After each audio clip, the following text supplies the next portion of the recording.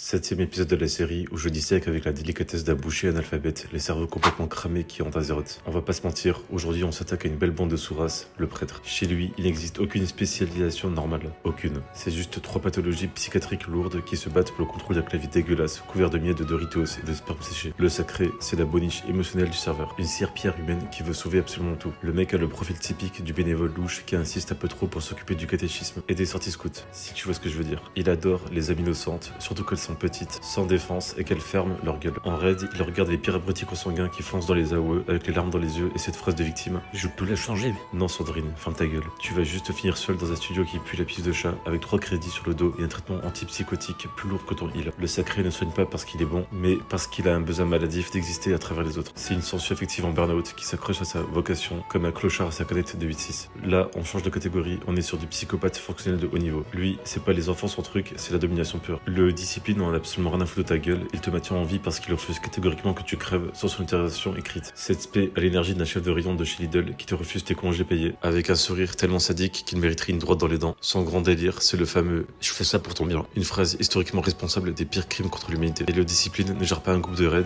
il gère un élevage de bétail. Et toi, pauvre merde de DPS, tu n'es qu'une statistique, ressource consommable destinée à flatter l'ego de ce petit chef frustré. Et ensuite, on arrive au problème de sécurité publique. À quel moment un mec sain d'esprit regarde des tentacules cosmiques, des murmures de schizophrènes et des hallucinations de junkies en se disant « Putain, ouais, mais ça c'est mon projet de vie. » Le jour ombre, c'est le genre de gros glauque qui bande en écoutant des podcasts de true crime. Le genre de mec dont le sourire te donne envie de vérifier que t'as bien fermé tes verrous à clé. Son gameplay, c'est du cyberharcèlement pur et dur. Tu balances tes névroses, tes MST mentales et tes crises de paranoïa sur la gueule du mec d'en face jusqu'à ce qu'il désinstalle le jeu pour aller pleurer sous sa douche. C'est une rupture amoureuse toxique transformée en touche de macro. Mais le vrai visage de ces sous-merdes apparaît en PVP. Là, toute la façade de sainteté s'écroule. Le mec ne veut pas gagner, il veut te faire chier. Le prêtre en arène, c'est un mollusque conservé en robe de chambre qui refuse obstinément de crever. Tu lui balances tout ton burst, tes CD, ta grand-mère, il s'en bat les couilles. Il reste là à spammer ses soins de lâche et à attendre que tu fasses un AVC devant ton écran. Et le contrôle mental. Ah, le sommet de la perversion sexuelle numérique. Le prêtre est tellement impuissant dans sa vraie vie qu'il a besoin de pirater ton personnage pour bander un coup et ressentir un semblant d'autorité. Il te vole ton clavier, ton libre arbitre, ta dignité, puis il t'envoie sauter dans le vide comme un gros lémurien en ricanant derrière son écran, plat de sébum. Et le plus gerbant dans tout ça, c'est que tous ces fils de pute